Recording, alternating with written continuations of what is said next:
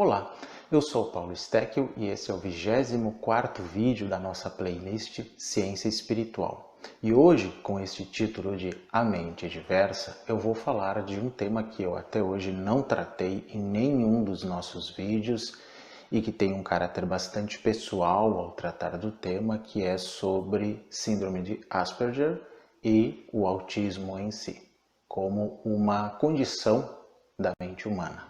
Vamos conferir?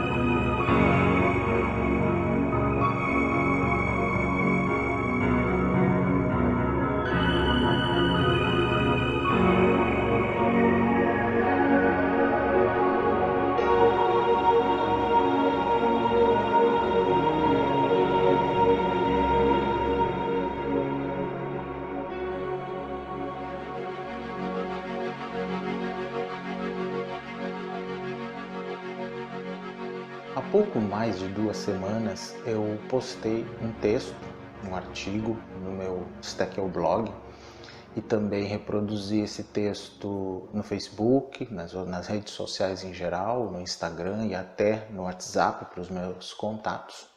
Um texto que se chama O Armário do Autismo Adulto. Esse texto eu vou colocar o link dele na descrição do vídeo, se vocês quiserem lê-lo na íntegra depois. Pois bem, esse texto, que foi publicado no dia 27 de agosto, particularmente 2 dias depois que eu completei 50 anos, é uma, apresentação pública do diagnóstico que eu tive no dia 24 de agosto. Um diagnóstico por um laudo feito por um médico psiquiatra especialista em autismo adulto e em identificação de Asperger. Mas o que é isso? Talvez vocês não tenham conhecimento do que se trata exatamente. Então, um dos objetivos deste vídeo é explicar em relação à minha pessoa essa questão.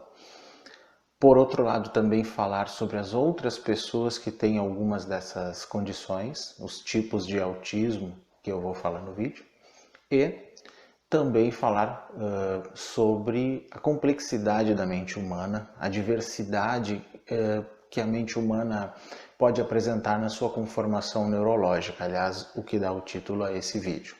Mas o que é em si isso, né, que eu recebi num laudo, especificamente chamado TEA1, ou autismo leve, ou numa classificação mais antiga, síndrome de Asperger, ou Asperger, quando se fala através do inglês, e que é uma condição neurológica que foi pesquisada por Hans Asperger e que se diferencia do autismo clássico, no sentido de que não causa dificuldades cognitivas, mas apresenta outras coisas que nos outros tipos de autismo acontecem. Na verdade, todos os tipos, né, de autismo, eles possuem 3 condições que devem ser contempladas em maior ou menor grau para um diagnóstico, que são o comprometimento ou dificuldade na interação social, na comunicação verbal e não verbal e o chamado comportamento restrito ou repetitivo, em algum grau. No caso dos autistas leves e dos Aspergers, muitas dessas características podem ser, atenuadas ao longo da vida, seja pelo treinamento, né, pelas terapias ocupacionais, pela terapia cognitivo-comportamental, que geralmente é proposta, e até outras coisas, como terapia musical e até yoga, e isso é reconhecido, né, o efeito disso positivo é reconhecido até em manuais psiquiátricos. Durante muito tempo, inclusive, a síndrome de Asperger foi incluída fora do espectro do autismo por, digamos assim, um autista Asperger ser muito diferente de um autista clássico, né? Em geral, os Aspergers conseguem aprender, eles falam até muitas línguas às vezes, mas muitos deles conseguem casar, conseguem ter um trabalho, uma vida aparentemente normal, ou pelo menos comum, né? Eu prefiro mais o comum do que o normal nesse caso. A normose também não é uma coisa que agrada muito, né? Sejam Aspergers ou não. De qualquer forma, esse foi um dos motivos de até hoje existirem cientistas que têm divergências em se incluir a síndrome de Asperger dentro do espectro do autismo como um todo. Eu acho que isso não é o ponto principal, não deve ser uma preocupação. O fato é que a pesquisa nessa área demonstra que a mente humana é realmente muito complexa e nós vamos falar um pouco disso no vídeo, que é um dos objetivos dele. No meu caso em especial, já como eu ponto no meu artigo, que eu deixo o link depois para vocês, realmente eu comecei a ter algumas dúvidas já há algum tempo. Os primeiros indícios talvez há uns 4 anos de apercebimento disso, mas no último ano se tornou mais intenso, digamos assim. Também nós tivemos neste período uma maior quantidade de filmes e séries envolvendo pessoas Asperger, seja na Netflix ou outras, e eu assisti todas essas porque se tornaram comuns, né, e de certo sucesso. E isso, de certa forma, me colocou em xeque com algumas coisas, algumas percepções a meu respeito.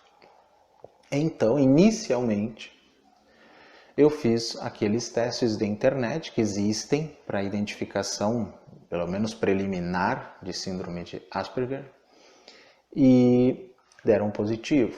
Na realidade existem muitos testes, né, a maior parte deles em inglês, e eu fiz todos os que eu achei e todos deram positivo. Um deles, que é o ASPQuiz, é considerado bastante, é muito respeitado e geralmente o mais próximo daquilo que no final acaba se conseguindo num diagnóstico oficial, digamos assim, por um neurologista ou um psiquiatra que seja especialista em autismo. Inclusive eu vou deixar também aqui na descrição para vocês o link do ASPQuiz em português para facilitar, que aqueles que tiverem alguma dúvida, né, se possuem essa síndrome ou não, podem fazer esse teste, ele é explicativo em relação aos parâmetros, né?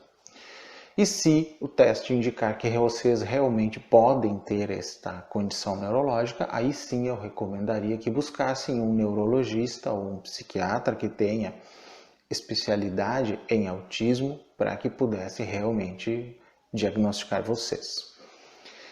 Sendo assim, no que isso seria benéfico? E eis a pergunta que me fazem, né, nesses últimos dias, para mim, no que tem sido benéfico. A resposta a isso é o tipo de coisa que só faz sentido para quem realmente acaba chegando a um laudo, a um diagnóstico mesmo. Na verdade, a maior parte das pessoas com quem eu tenho conversado ou cujos depoimentos eu tenho lido, dizem que a principal coisa que acontece depois desse diagnóstico é uma sensação de alívio, de liberdade e de finalmente se conhecer melhor. Em que sentido? Muitas coisas passam a fazer sentido desde o início da nossa vida até hoje, que pareciam sem explicação, meio sem lógica, mas que, depois de um laudo, fica claro que são atribuíveis a uma forma peculiar de pensamento e de, digamos, processamento neurológico, neuronal mais especificamente. Na verdade, a mente humana é muito complexa, como disse, as cabeças não são iguais, né? Os cérebros não são iguais, o processamento não é igual e o que resulta deste processamento, incluindo o eu, a personalidade, não é igual. Bom, já não é igual em todo mundo, né? Digamos assim. Mas mesmo esse não é igual, digamos assim, ele entra dentro de um espectro, que eu chamo de espectro da mente. Quando eu digo espectro da mente, eu diferencio isso daquela versão de Ken Wilber de espectro da consciência. Espectro da consciência, para eles, são os vários níveis evolutivos da consciência humana. E aí tem um outro tipo de avaliação. Quando eu falo em espectro da mente, são as possibilidades de expressão da mente humana, independente de evolução espiritual, independentemente disso. Estou falando de um aspecto mais funcional da mente humana. E neste sentido, ela também funcionaria como um espectro. Um espectro não é, portanto, uma característica definida de algo. Não se pode definir a fronteira onde se sai de um nível e se entra no outro. Exatamente por isso, espectro. Quando falamos do espectro de cores no arco-íris, por exemplo, nós não conseguimos achar o ponto exato em que uma cor é separada da outra. Nós temos uma zona em que isso acontece. A mesma coisa acontece na mente. Aí nós podemos fazer duas grandes divisões na mente humana, né? Claro que ela é uma divisão arbitrária, digamos assim, necessária, né, classificatoriamente falando, para que a gente entenda o processo humano. Então a gente divide do ponto de vista da teoria atual sobre o espectro autista, que a mente humana ela pode ser típica, que significa as pessoas que têm um parâmetro de comportamento, de processamento, de pensamento mais ou menos igual. Mais ou menos, mas não igual, porque eu falei que é um espectro. Esses são chamados típicos. E existe um outro grupo, que é um percentual bem menor, que até hoje não se sabe exatamente qual é esse percentual, se é 5%, se é 10%, se é sei lá quantos por cento, que é chamado de espectro atípico. Também chamado divergente do típico, do padrão, né? Também chamado neurodivergente ou neurodiverso, que nós vamos falar daqui a pouco. Então existe o neurotípico e o neuroatípico, e esse neuroatípico também é chamado de neurodiverso. Eu diria que a diversidade neuronal deveria ser um termo até geral para o ser humano, né? Porque não existe uma igualdade. Porém, nós classificamos, de acordo com a nossa cultura e a nossa ciência moderna, em certos parâmetros. E isso, por isto, eu disse que é arbitrário. Não estou dizendo que é ruim por ser arbitrário, porque nós temos que, felizmente ou infelizmente, nos valer de certas classificações para que a vida seja viável. Inclusive os Asperger, os autistas em geral, são acusados dessa classificação e alinhamento das coisas, tudo dentro de uma classificação, mas isso não é uma característica unicamente autista, não. Então, havendo essas duas grandes formas, digamos assim, de processamento da mente, o percentual menor, que é o chamado neuroatípico, ele incluiria as pessoas que têm o que é chamado de autismo e que seria melhor chamado autismos, exatamente por suas diferenças, né? E aquelas pessoas que têm outras formas de processamento neuronal. Seriam as pessoas que têm TDAH, né? Que são os déficits de atenção, de ansiedade. Pessoas que têm toque e outras coisas, né? Seriam, digamos, formatos da mente humana. Pessoas que têm dislexia também estariam nessa classificação de neuroatipicidade. Então o autismo ele já foi considerado uma doença, depois uma síndrome, agora é considerado um transtorno, né? No DSM-5, mas já existem outras percepções. A mais recente então é essa que fala em condição neurológica. Às vezes, condição pode traduzir a palavra que em inglês existe para essa condição, que é disability. Ou se nós tentássemos traduzir literalmente desabilidade, né? Ou uma habilidade diferente daquela neurotípica. Então, acho que o termo em inglês talvez seja um pouquinho menos ofensivo do que a sua tradução transtorno para o português. Então, quando a gente define autismo hoje como um transtorno, né, neurológico, em inglês é como se nós disséssemos uma desabilidade, né, neurológica, ou uma habilidade neurológica diversa daquela neurotípica. E essa desabilidade interfere, então, em três áreas: interação social, comunicação verbal ou não verbal também, e o comportamento restrito e repetitivo. E qual seria a causa disso? Bom, aí é um grande pomo da discórdia, porque Ainda que as pesquisas mais recentes encontrem alguns referenciais genéticos para o autismo, para todos os tipos, inclusive, existem também algumas causas ambientais que são avaliadas, mas não se tem hoje a palavra definitiva, e nem estamos perto dela, sobre a causa disto que classificatoriamente se chamou de autismo, ou como eu digo, e outros falam também, autismos. Que são então de 3 tipos, né? O mais leve, que inclui então o que se chamava até há pouco tempo de síndrome de Asperger, que apesar de mudar agora no próximo DSM, né, que é o Manual de Diagnóstico e Estatísticas dos Transtornos Mentais, o 5, né, está mudando isso, está classificando a síndrome de Asperger no espectro do autismo, que é chamado de TEA, Transtorno do Espectro do Autismo, que existem 3 níveis, TEA1, TEA2, TEA3. O TEA1 seria então o mais leve, inclui os Aspergers. O nível 2, então, chamado moderado, né? Já, digamos assim, causa um pouco mais de dificuldades. E o nível 3, o TEA3, então, corresponderia talvez então, ao autismo clássico, né? Então, aquele mais severo, mais complicado, em que muitas vezes a pessoa não fala, tem dificuldades motoras muito sérias, né? Graves problemas nesse sentido.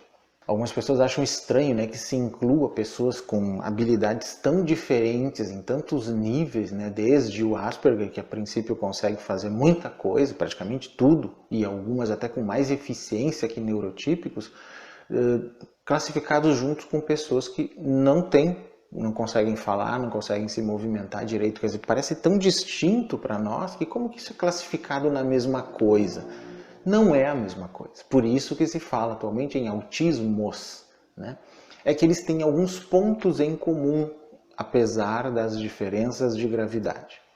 Eles interferem nas mesmas coisas. Então, como eu falei, a interação social é prejudicada, independente do grau. Claro que quanto mais severo o grau, provavelmente a interação social vai ser mais limitada exatamente pela severidade. No caso da comunicação também, em todos os graus existe uma diferença nessa comunicação. Quanto mais severo o autismo, mais essa comunicação é prejudicada, podendo inclusive não ser verbal. E quanto ao comportamento restrito e repetitivo, também vai haver diferença. Enquanto que Asperger, por exemplo, tem alguns comportamentos repetitivos na infância, muitos na vida adulta conseguem superar isso se modifica, às vezes completamente. Já em casos mais graves, não, isso se mantém. É uma forma de regulação do sistema todo, esse comportamento repetitivo que muitos autistas têm. Então, do ponto de vista classificatório arbitrário, essas são as características às quais se dá um nome. Digamos, se junta essas características todas e se dá um nome a elas. Nesse caso foi autismo inicialmente, agora transtorno do espectro autista, ou TEA, e talvez daqui a 10, 20, 30 anos tenhamos outro nome para isso, ou isso seja desmembrado de novo, não sei, isso é muito relativo dentro da ciência e depende das pesquisas, obviamente. Mas o fato é que, neurologicamente falando, todas as formas de autismo, em maior ou menor grau, eles afetam o processamento de informações no cérebro, alterando a forma como as células nervosas e suas sinapses se conectam e se organizam. Como isso ocorre?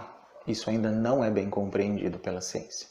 O fato é que existem 2 culturas, digamos assim, de uma comunidade autista, né, buscando melhorar a condição das pessoas, principalmente os casos mais graves, né? Então existe uma cultura com alguns indivíduos que buscam o que seria uma cura do autismo e que vem, portanto, ele como uma doença, e um outro grupo que crê que o autismo deve ser aceito como uma diferença, né, uma diversidade neurológica, do que eu falei há pouco, e não tratado como um transtorno ou como uma doença. E esses 2 grupos têm embates muito sérios entre si, né?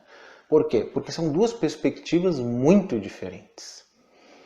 Parece que existe um elemento que está faltando aí, porque quando nós analisamos um Asperger, talvez o argumento da neurodiversidade pareça lógico, de que são simplesmente outra forma em que o cérebro humano pode se arranjar, e que então permite que essas pessoas se desenvolvam, em algumas áreas até muito bem, e até mais do que neurotípicos, em outras não. Mas quando nós analisamos os autistas severos, isso parece não muito adequado, porque eles realmente sofrem muito. Mas em que sentido eles sofrem muito? Sofrem por dois aspectos. Um, pelas dificuldades causadas pela interação limitada, que os deixa muito nervosos, e isso dificulta a comunicação também, mas também as questões de processamento sensorial, que geralmente autistas são muito mais sensíveis a estímulos dos sentidos, né? Sejam a estímulos visuais, estímulos auditivos, táteis, e por isso que muitos não gostam de ser tocados, né, inclusive, gustativos também e olfatórios. De um ponto de vista de essência espiritual ou espiritualidade oriental, também eu diria que até o sexto sentido, que é a mente, que é o processador de todos os outros 5, também, no caso dos autismos, age de modo diferente. Porque se o primeiro processamento dos 5 sentidos tem diferença em relação a neurotípicos, obviamente que o processamento final da mente vai resultar em algo distinto dos neurotípicos. Isso vai gerar vários tipos de problemas. E ainda existem algumas condições associadas em casos mais graves, inclusive, de autismos, que acabam interferindo no processo. E é em relação a essas condições associadas que se busca uma melhora por tratamentos.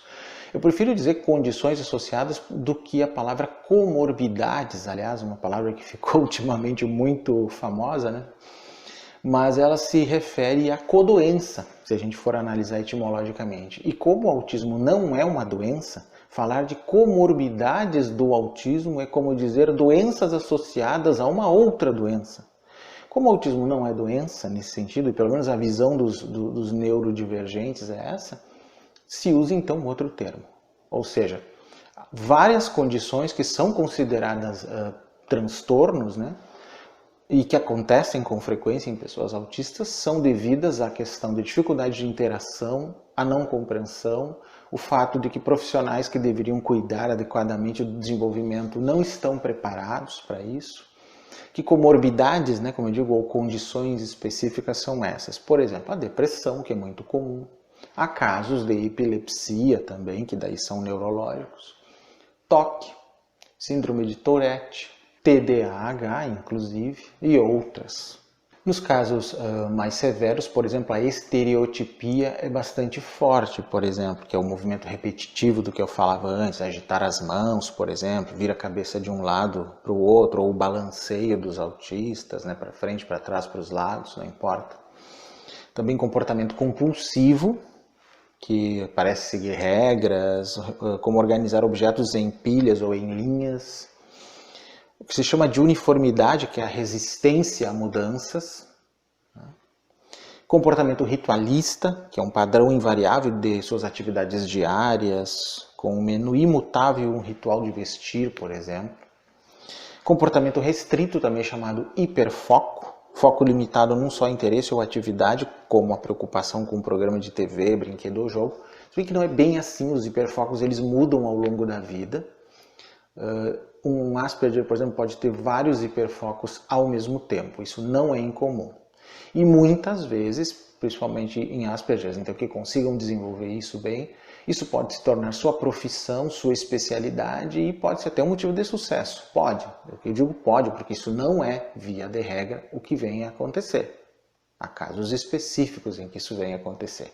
Mas pelo menos nos abre a possibilidade de que isso é um vislumbre, né? Um horizonte para os autistas leves. Em alguns casos mais complicados existe a automutilação, que então são movimentos que ferem ou podem ferir a pessoa, como o dedo nos olhos, bater a cabeça, morder as mãos, mas também às vezes por uma questão de hipossensibilidade, a pessoa pode não perceber que se machuca. Aí quando ela vai ver, está machucada, cortada, uma sensibilidade menor ali, né? Mesmo que ela não esteja com adrenalina muito elevada, que é o que acontece com pessoas típicas, né? Em condições normais é possível também que uma pessoa típica não perceba que se machucou, está com adrenalina a mil. Mas autistas não necessariamente estando assim podem não sentir que se machucaram. Aliás, é uma coisa que acontece comigo. Por exemplo, existe também o mito de que todos os autistas Asperger são como que gênios, super inteligentes e capazes. Na verdade, se diz que isso só acontece entre 0,5% e 10% dos Aspergers. A maioria não é esse tipo de gênio que se fala. Então, alguns realmente têm algumas habilidades incomuns, por exemplo, como música, capacidade de memorização, capacidade em matemática, capacidade de línguas e assim por diante. Alguns Asperger têm ouvido absoluto, por exemplo. E como eu disse, as causas não são bem definidas, mas nós temos algumas teorias conspiratórias que mais prejudicam todo o desenvolvimento da pesquisa aí. Uma delas é a de que vacinas causam o autismo. Pois é, existem situações bem graves nesse sentido. Muita gente, inclusive das terapias holísticas, das terapias alternativas, infelizmente espalha esse tipo de equívoco pela internet toda. Não existe nenhuma confirmação científica de que vacinas causem autismo, gente. E, infelizmente, quando as pessoas, digamos, espalham esse tipo de ideia, simplesmente aumentam o medo das vacinas, e o negacionismo das vacinas prejudica ainda mais as crianças, colocando-os em risco com relação a doenças já inclusive quase que sanadas, né? Quase que extintas da humanidade, como a poliomielite, por exemplo, sarampo e outras. No início da história do autismo, né? Quando a psicanálise freudiana, sim, ela fez um péssimo serviço aos autistas, quando muitos acusavam as mães de serem as culpadas pelo autismo dos seus filhos, as chamadas mães geladeira, e que chegaram até a sugerir que crianças autistas deveriam ser afastadas de suas mães para que melhorassem. Até fizeram isso, né, com algumas em pesquisa, e não adiantou absolutamente nada, claro, pois não eram as mães as culpadas ou as causadoras disso. Então temos que ter muito cuidado com terapias que dão a entender que as mães, ou seja lá quem for dentro da família, seja o culpado, digamos assim, ou o causador em qualquer nível que seja do autismo dos seus filhos. Não, gente, eu repudio 100% disso, veementemente. Inclusive, quando eu falei, né, no vídeo anterior sobre uma rusga que eu tinha com a psicanálise, uma das rusgas é exatamente essa, por esse péssimo serviço que foi feito pela psicanálise no início da história, né, do autismo. Interessante que em famílias de autistas, né, inclusive Asperger, geralmente existem familiares, pode ser um dos pais ou os dois, né, irmãos, que preenchem algumas das características, né, da síndrome, por exemplo, de Asperger, mas que não chegam a ser Aspes, né, ou autistas leves, e que possuem o que a gente chama de fenótipo ampliado do autismo, né, FAA. Então são pessoas que podem ter algumas características, mas não suficientes, né, para que se seja classificado como Asperger. Então não tem as três não estão presentes, né, que são a interação social, a questão da comunicação e a questão do comportamento repetitivo ou restrito. Não estão os três, pode ter um ou até dois desses aspectos, mas não os três. Então, para dar assim um conjunto de características básicas da síndrome de Asperger, que pode ajudar pessoas adultas, inclusive, a identificar isso. O Asperger ele é caracterizado por dificuldades na interação social, comportamento repetitivo, restrição de atividades e interesses, havendo interesse obsessivo por um assunto ou objeto em particular. E embora não haja atrasos no desenvolvimento da linguagem, é comum a presença de dificuldades com a comunicação social, a linguagem pragmática. No meu caso, por exemplo, eu não tive atraso de desenvolvimento da fala, que começou aos 6 meses, o que é considerado um pouco raro, né, ser tão cedo para um Asperger, mas pode acontecer. Já no autista mais moderado e no mais grave, isso é um pouco mais difícil, e mesmo nesses casos, alguns que conseguem falar mais cedo depois perdem essa capacidade. Tem uma espécie de regressão. Também podem estar presentes sensibilidades sensoriais, né?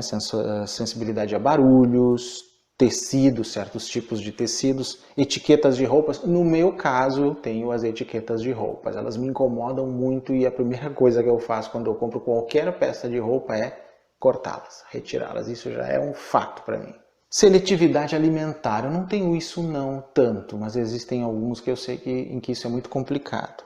Sensibilidade ao toque, digamos assim, um dia eu vou fazer um vídeo sobre a terapia do abraço e eu vou mostrar como que eu venci essa sensibilidade ao toque, basicamente, quando eu conheci a terapia do abraço, acho que lá pelos 25 anos ou um pouquinho mais. Sensibilidade à luz, que eu tenho bastante, e olfativa. Bom, digamos eu tenho bastante, um olfato bem apurado, sim. Fala monótona, ou pelo menos com uma certa impostação e geralmente uma fala muito rica, digamos assim, um vocabulário rico desde a infância já. Inaptidão às atividades físicas e inabilidade motora. Sim, eu era péssimo no futebol, em qualquer coisa na minha infância nesse sentido. Certas dificuldades motoras, eu ainda tenho algumas que são no seu chamado desenvolvimento motor fino, né? Capacidade motora fina.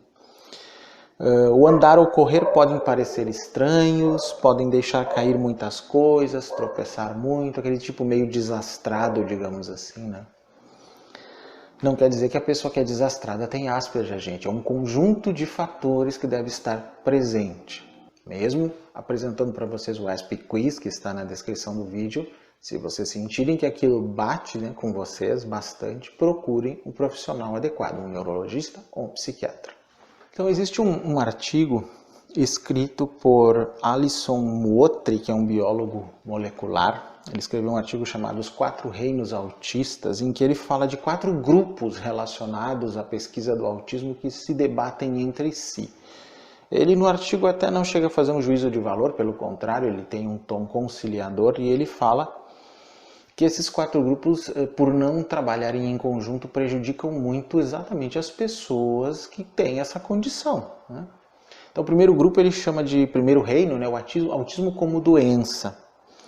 Então esse grupo vê o autismo como uma doença do cérebro que pode ser tratada com medicamentos. Bom, os medicamentos eles têm seus efeitos colaterais, né? E aí é que está a rusga do segundo grupo, que é o chamado autismo como identidade. Que aí nós temos o movimento da neurodiversidade que eu falei antes. Então, não é o autismo visto como uma doença, mas como uma questão de diversidade, ou mesmo de identidade. Eu diria bem mais de diversidade neuronal, né? Então elas veem o autismo como sendo apenas mais uma entre milhares de variações cognitivas da humanidade, como eu digo, a partir de uma conformação neuronal, que é da onde as coisas se permitem, né? Então esses dois grupos têm visões opostas sobre o que fazer com as pessoas que estão nesta condição do espectro autista. Inclusive, há uma diferença até no que falam, se a pessoa tem autismo ou é autista. As que consideram o autismo como doença dizem que a pessoa tem autismo, como se tem um câncer ou se tem, né, uma dor de cabeça, sei lá. E então isso pode ser retirado dela. As pessoas que veem isso como uma condição neurológica dizem que a pessoa é autista, é Asperger ou ASP, que é o termo, né, internacional que se usa como uma abreviação, né, para pessoa que contém a condição de Asperger. E neste caso, esse grupo da neurodiversidade aceita, obviamente, que se trate aquelas condições que pioram a interação e a vida da pessoa com autismo em relação ao mundo, né, à sociedade, à sua própria existência. Ou seja, uma pessoa, mesmo tendo essa condição autismo como uma variedade, digamos, neuronal, ela tem situações pelas quais ela vai passar ao longo da vida, como depressão, pode ter toque e outras, que precisam ser tratadas, porque são condições limitantes. Tem o grupo do autismo como lesão, uma lesão no cérebro causada inclusive por vacinas, que eu falei antes, que é uma teoria da conspiração absurda, e isso já está provado de várias formas que não faz sentido. E o quarto grupo é o autismo como modelo, digamos assim. É um grupo formado por neurocientistas que são mais interessados em compreensão do comportamento humano, comportamento social humano, usando ferramentas como neuroimagem e neuroanatomia, em tecidos cerebrais. Então o objetivo é mapear o cérebro para encontrar vias nervosas que processam informações sociais específicas, tais como reconhecimento de faces, postura em grupo e teoria da mente. Então esses cientistas apostam em modelos animais ou estudos de ressonância magnética do cérebro humano como instrumentos importantes para se ganhar insights sobre a natureza humana sem necessariamente se preocupar com a causa ou cura do autismo. É um modelo de pesquisa, né? São esses 4 grupos aí. Eu tenho me inserido muito no segundo grupo, que é o grupo da neurodiversidade, mas eu estudo todas essas visões exatamente porque o meu objetivo é entender como, se vocês podem observar em todos os vídeos já feitos aqui nessa playlist Ciência Espiritual, eu sou um estudante da mente, da consciência, da visão da espiritualidade como um todo, mas da conexão entre visão espiritual da vida, não religiosa necessariamente, visão espiritual, e ciência. Mas quando eu falo em ciência, não um modelo paradigmático fechado da ciência, mas um modelo aberto, como proposto por Thomas Kuhn e principalmente por Paul Feyerabend, que eu citei nos vídeos anteriores. E então, para fechar esse primeiro vídeo, em que eu apresento algumas coisas sobre essa variedade, né, mental humana, eu fiz algumas conclusões, baseado em todo o meu estudo de mente e consciência até aqui, e adaptando a questão do autismo, para dar alguma luz para vocês nesse tema, e que eu vou lendo, porque eu anotei essas conclusões, que vão para alguns textos depois, e vou explicando algumas coisas necessárias. Então, o indivíduo é o quê? Cérebro? Mente? Mente-cérebro? A neurociência materialista imagina que o indivíduo é gerado no cérebro e que a mente é um sistema que só existe a partir da atividade neural. Um monismo material ou fisicalista, como eu expliquei em vídeos anteriores sobre o monismo.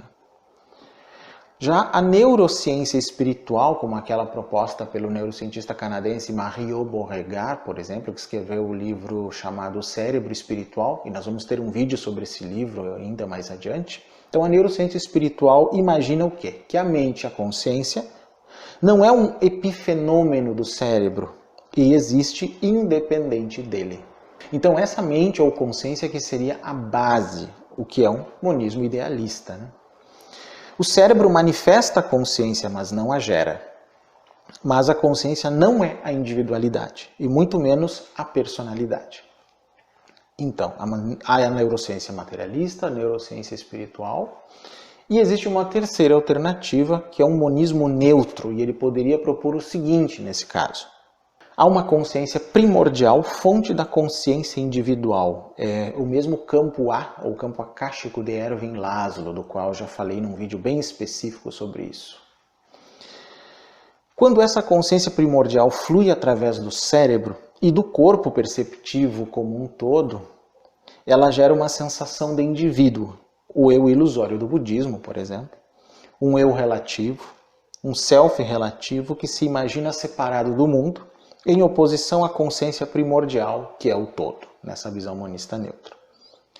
O indivíduo, nesse caso, não é ou o epifenômeno da atividade cerebral, ou a consciência primordial regulada pelo cérebro no mundo manifesto, que é o campo M de Laszlo, né, o campo manifestado de Erwin Laszlo. Ele não é uma coisa ou outra.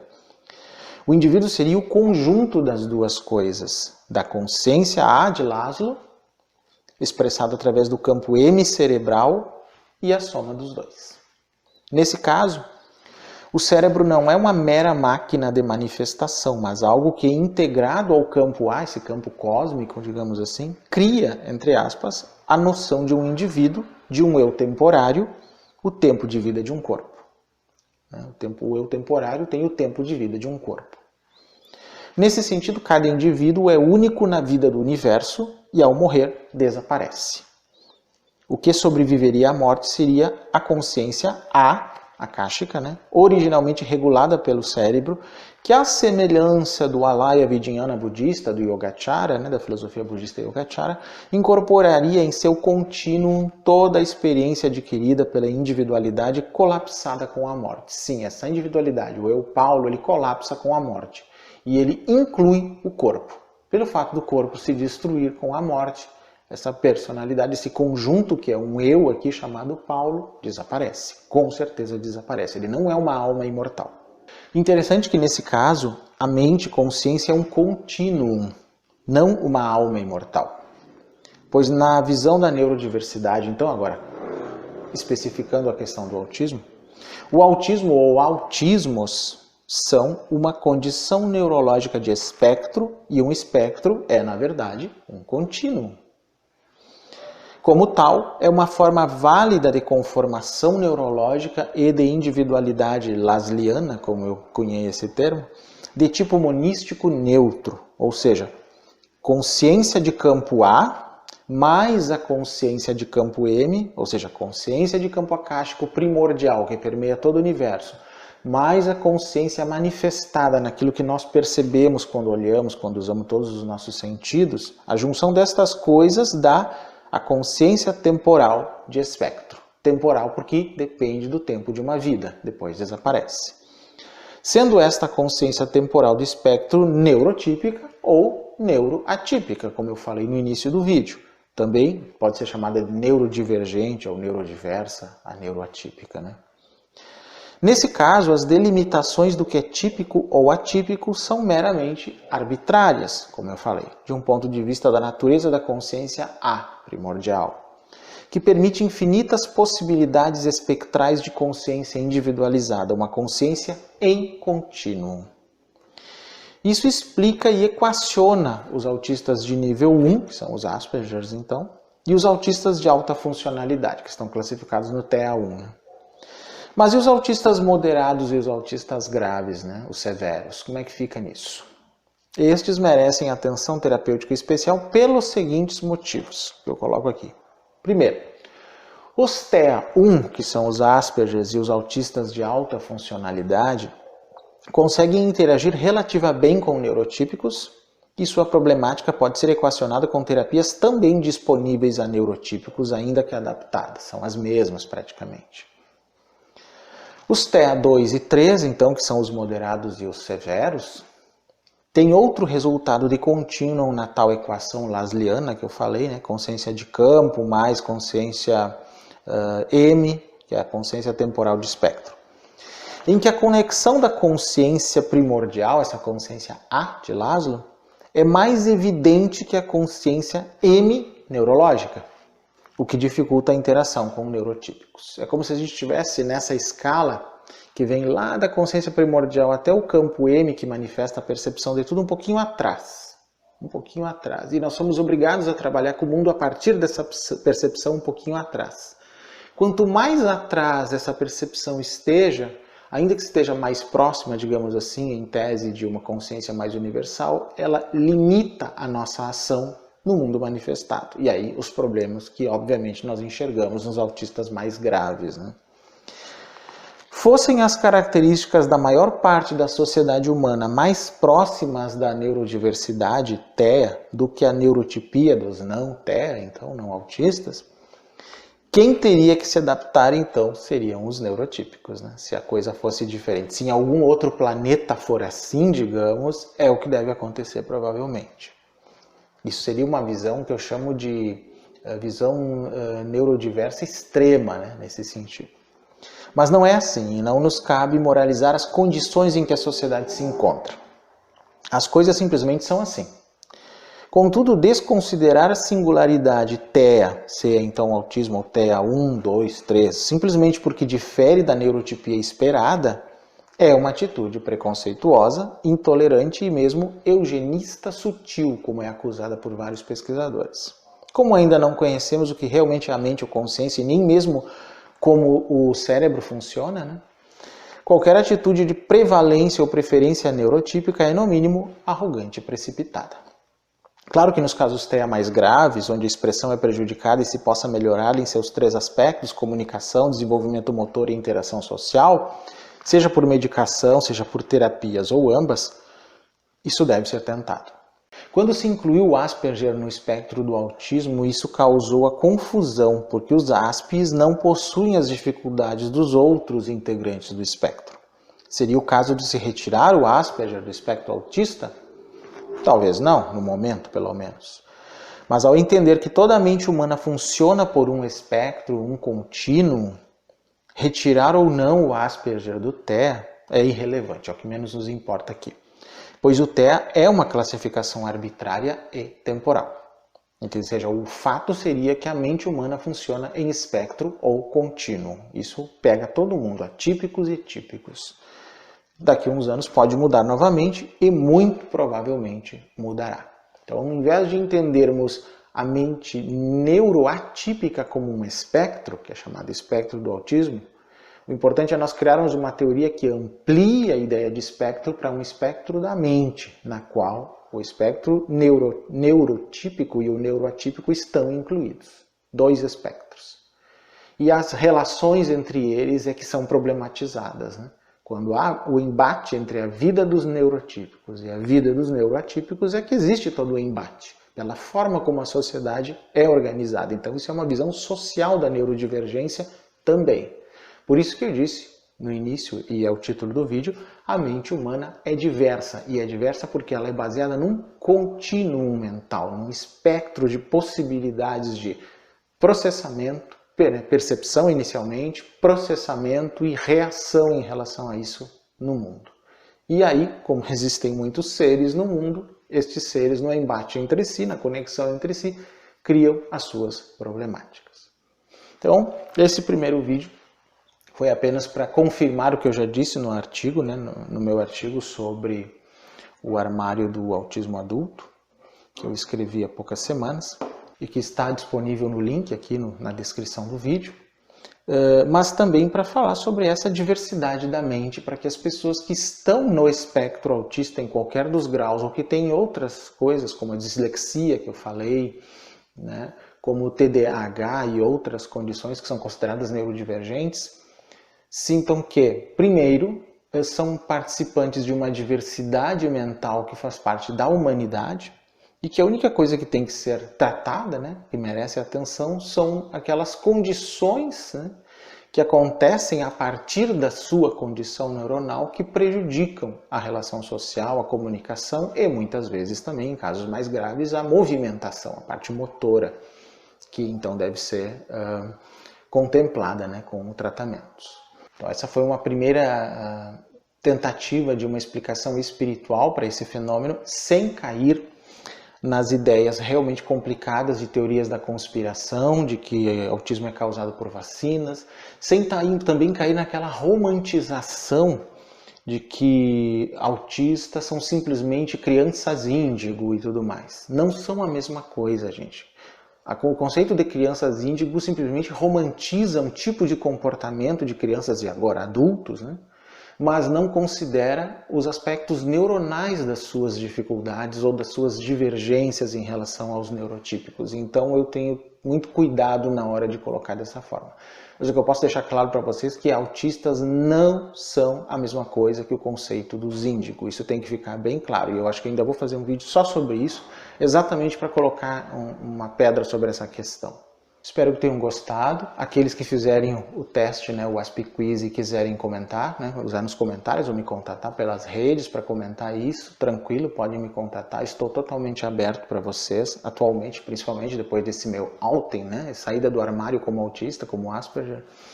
Então estou à disposição de vocês. E se gostaram então desse vídeo, vocês podem curtir, podem compartilhar com quem vocês acham que gostariam de ver algo sobre esse tema, nessa perspectiva que eu tratei. Se inscrevam no canal também, né, para que possam ter acesso aos próximos vídeos. E na próxima semana eu retorno aqui com algum assunto muito interessante que vocês mesmos podem sugerir. Então até a próxima semana.